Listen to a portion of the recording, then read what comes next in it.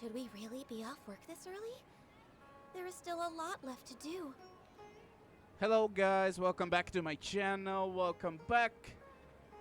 And over here we have Ganyu and her new pet friend that miHoYo Hoyoverse gave to us on this patch 3.1, the anniversary patch. Don't go sleeping, Ganyu. We have the bird that was made by Cloud Retainer. Thank you so much, Bird Mama. And we are here. We're here to begin Act 3. Dreams, emptiness, deception, like a triumphant hero. Talk to Catherine in Sumeru City. It has been a long time since the Sub-Zero Samsara, and many things cannot be as certain until Nahida gets back in form. Today you go to the Adventurers Guild as usual. We are in English VA, so let's go to Catherine and see how she's going. Hello, Cat.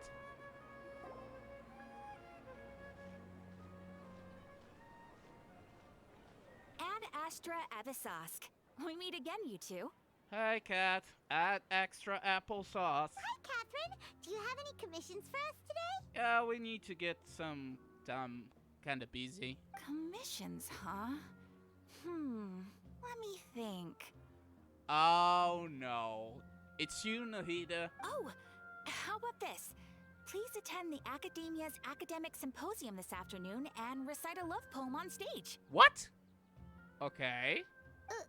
Wait, say what now? Yeah, say what now? And if possible, please also use your camera to capture the reaction of the audience upon finishing the poem. What? Huh? What kind of commission is that? I feel embarrassed. Just imagine it. I see. It appears that you're not interested in this commission. Nahida. In that case, please go to Port Ormos and convince the Eremites there to spend some time volunteering at the local orphanage. Nahida. Hey, that's not any better. Isn't just asking for a beating? Mm-hmm. I'm sure the mercenaries will have some interesting reactions as well. Yeah. Sorry, Cat, it's not you. Is it, Nahida? Come on, Nahida. Come out. Paimon's gotta ask. Just who exactly has been submitting these commissions to the Adventurers Guild? A certain Lesser Lord Kusanali. Oh, the commissioner? Well, actually, I just wanted to see the two of you in action. Okay, you're Nahida, right? Was it so obvious? I was hoping you would actually take one of those commissions. That kind of chance to observe humans doesn't come by often.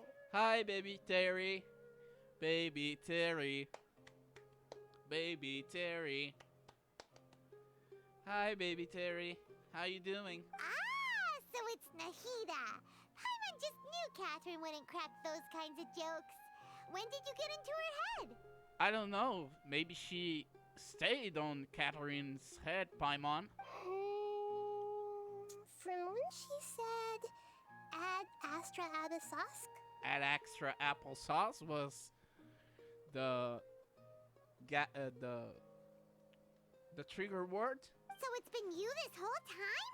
Oh, it isn't obvious, Paimon. Are you done resting up, Nahida? Yeah, are you rest up after the Sub-Zero Samsara? Yes.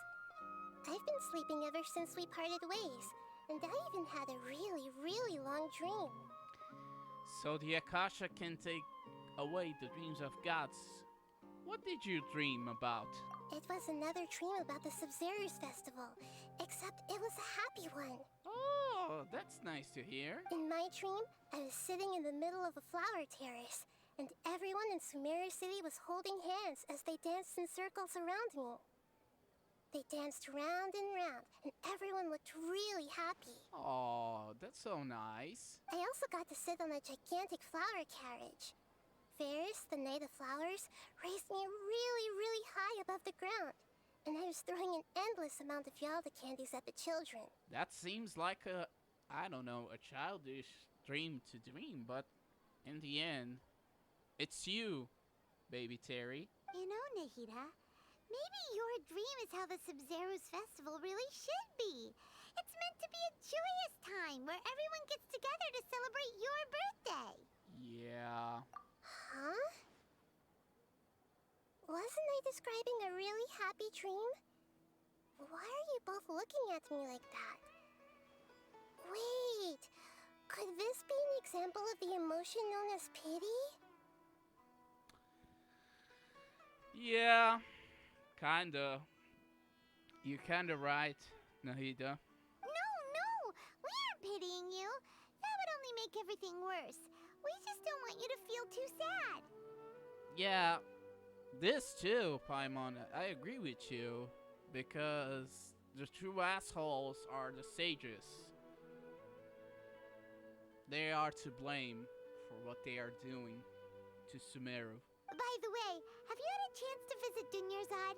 How's she doing? The Homianis haven't allowed any visitors after the festival, so we haven't been able to check on her. Oh, yeah. After Nahida saved her in the Act 2 with the whole Sub-Zero's festival dance of Nilu. By the way, Nilu is coming in. Let me see. 1, 2, 3, 4, 5, 6, 7, 8, 9, 10, 11, 12, 13, 14, 15, 16 days. Nilu is coming in 16 days. As for now, we continue. Yes, I paid her a visit right after I woke up. She was resting at the time. That's good to hear.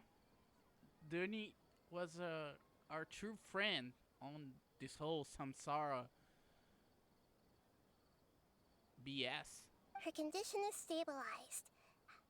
However, since Elazar is a manifestation of the withering on the human body, we can only cure it by finding a way to take care of Irminsul's own withering. Oh, so Elazar is a manifestation of the withering on the human body. Oh, that's interesting. No wonder we have so many withering zones. Okay, I'm here for you. But for the moment, our top focus should still be figuring out what the sages are up to and what they're planning. Oh yeah, we have to kick their butts. Right. Who knows what'll happen if they manage to pull off another scheme like the Samsara of the Sub-Zero's festival.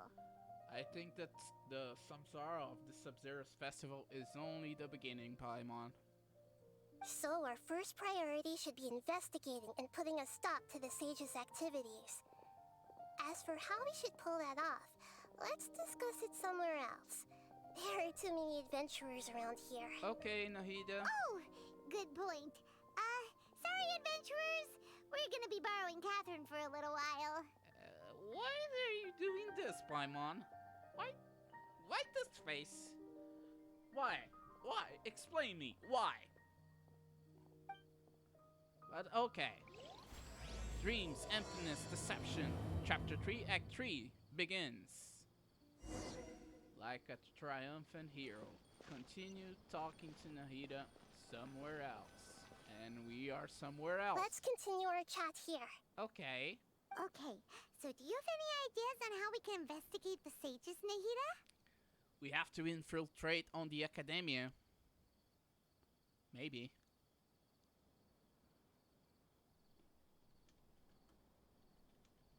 I don't know. But what is your idea, Nahida? Actually, I've already done a little bit of work on that. But for now, I want to hear your thoughts. Okay. Huh. Possess a student and infiltrate the sage's quarters. That won't be a good idea. Possess a key figure on the Academia. I've already tried that.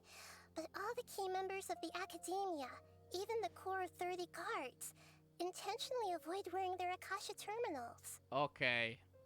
Something's going on over here, and I'm not liking it. It seems that from the very beginning, they've been guarding against info leaks from the Akasha. Of course, it could also be because they're wary of me. Why wary of you? Have you already caught the sage's attention? Yeah, have you caught the sages, most and foremost? That scumbag, Azar. I'm guessing not yet.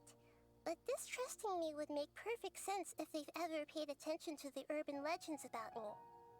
What urban legends? In any case, I probably can't take over their minds directly. That's a good point.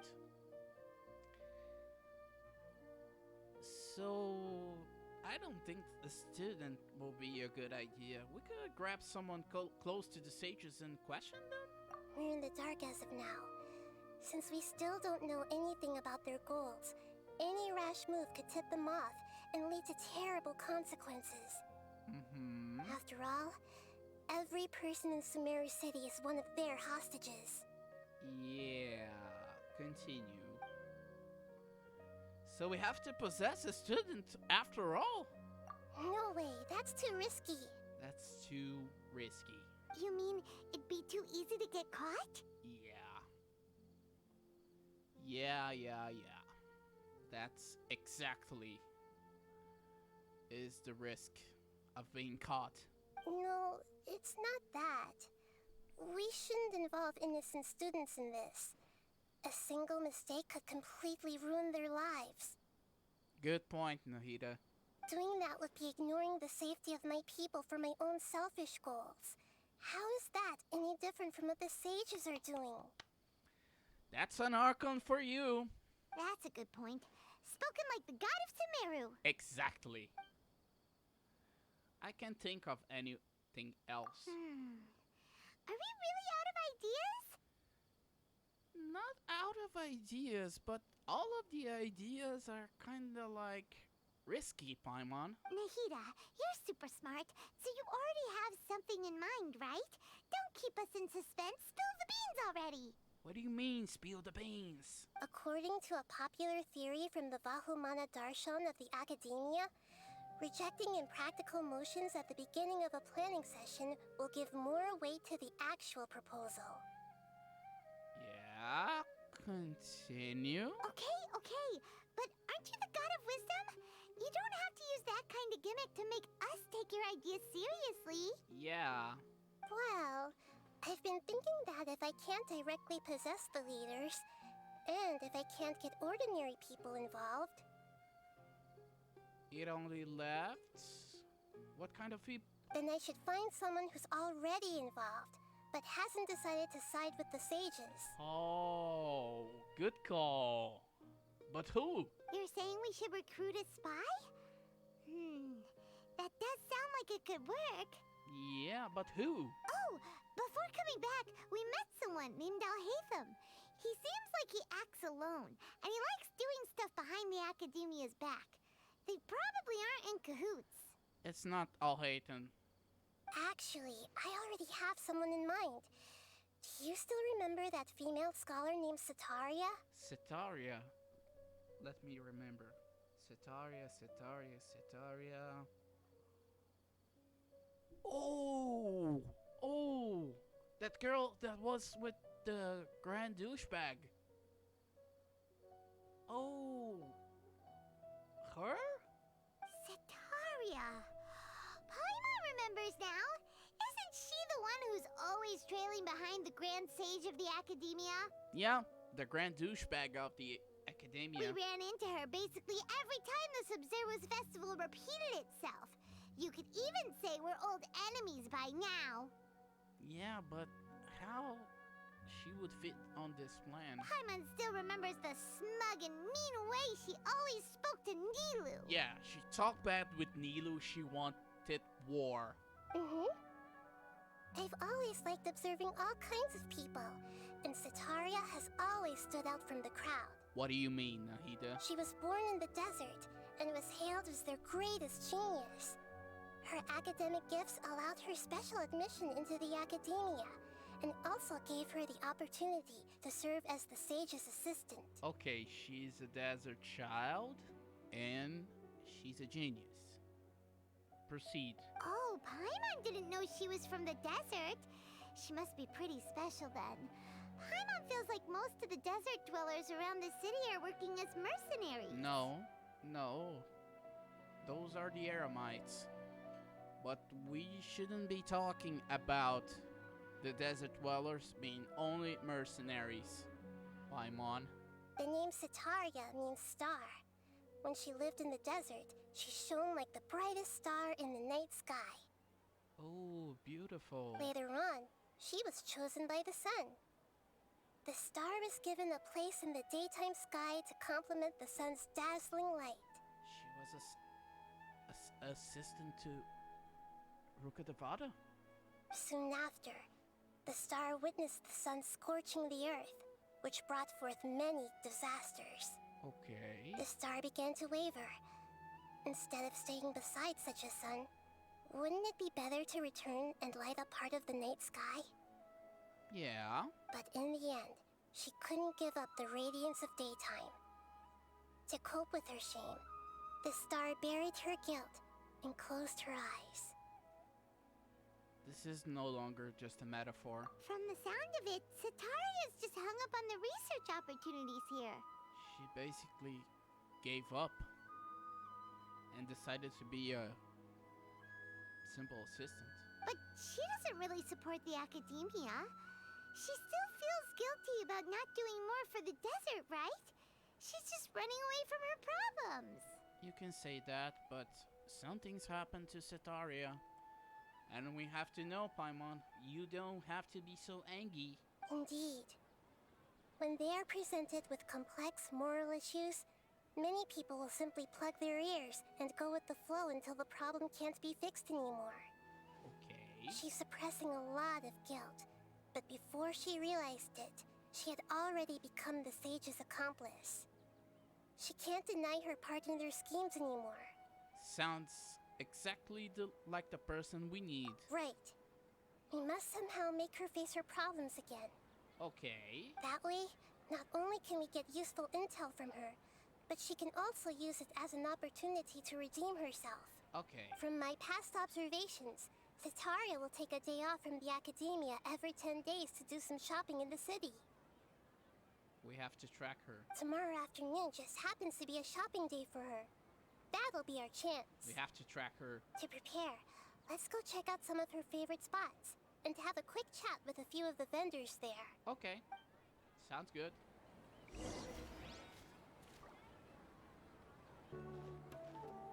This should be Setaria's favorite fortune-telling spot. Fortune-telling spot. So should we ask the fortune teller about Setaria? Yeah? No, I already have enough information on Setaria. The most important thing now is for you to pay attention to the vendor's talking style and key characteristics. So we're basically doing an investigation on Setaria. Talking style and key characteristics? Kinda like we are setting surveillance on the vendors. My poor lost lambs. Have you become troubled over your fates? What do you mean? The divine voice of wisdom often echoes between mine ears. If thou be blessed today by the gods, I may be able to show you the way. You're just a kid. Huh? Really? Nahida, you've been whispering things to her? I don't think Nahida whispered things, Paimon. Shh! My friend here has some doubts regarding his future. Can we get a fortune reading for him? Of course, of course. In that case... What? Uh-huh. It would seem that Harut and Marut are quite wary of you. Perhaps, at some time in the past, you have somehow offended the gods. What do you mean offended the gods? Only mocking the god of Animo, questioning the Lord of Geo's financial savviness, and brawling with the god of Electro. Do those count? Oh, yeah. Yeah. But in our defense, the god of Animo is a drunkard. The Lord of Geo is an old man who hasn't some financial savviness. And the god of Electro has a puppet. We brawl with the puppet. That is what happened. Hmm? What? Oh, nothing. Go on, pick an aspect for her to divine. Okay. Define my prospects in health. Define my prospects in love. Oh, I don't want to hear love. Let's go with health. Health prospects. No problem at all. Okay. Okay. The gods have spoken. The truth shall be revealed. Yeah, and with that epic song in the behind, things get even better. Your life shall continue on for many tens of thousands of years. Impossible. What? Harut, Marut, did you two spoil my divination? I've never read a fortune so absurd. No, it's not absurd. We are powerful, kid. Poor cats. Actually, Paimon thinks this is probably the most accurate fortune telling you've ever done. Yeah, I agree. I admit that the orientation of today's celestial matrix is suboptimal. As such, there will be no charge. Oh, thank you. Is that so? Well, that can't be helped. Exactly. If you were to bring some food offerings for Harut and Marut on your next visit, perhaps they could help you reverse the wheels of fate. Reverse the wheels of fate. I want to live many years. Let's go to Mr. Concresoil. Is this another one of Sataria's favorite stalls? Oh. Don't tell me she liked the Concresoil guy. Yep. It belongs to a king. His father helped Sataria a lot when she first moved to Samari City, so she still comes by whenever she has time. Oh, okay. When I start talking with him, listen carefully to the details of our conversation. Gotcha. Ah, dear customers. Would you like to look at some pottery? Yeah, we help you so much to get slime condensate. We get sand from whopper flowers. We get sand from slimes. Yeah, we kinda are customers to you, Mr. Akeem. We caught wind of your great craftsmanship, so we specifically came to take a look. Okay. Oh, I recognize you. Aren't you Miss Catherine from the Adventurers Guild? Sounds like I'm in for some big business. Yeah. Speaking of, where did you learn this trade? What do you mean this trade? I suppose you could say it all started with my dad. He's a mason by trade, but I picked up an interest in clay while apprenticing for him. After that, I began making pottery by myself in secret. And I simply changed trades when my works turned out well. Although it's a pity that I'm no longer making much use of the knowledge provided to me by the Akasha. That's nice. You're making a living doing something you love. You're following your family's traditions. So is your father still working as a mason? Oh no, not anymore. A few years back, he fell from a roof and broke his leg. Since he had already saved enough Mora over all these years, he's just enjoying the retired life in Port Ormos nowadays. Aw, that's a good one. I see. We wish him peace and happiness in his retirement. We wish him peace and happiness on his retirement. I'll have someone in charge of logistics at the guild come by another day for some goods. We'll leave you to it. Take care now. Take care. No problem. Rest easy, all our goods are sure to meet your every need. Okay. We go now to the Busva Cafe.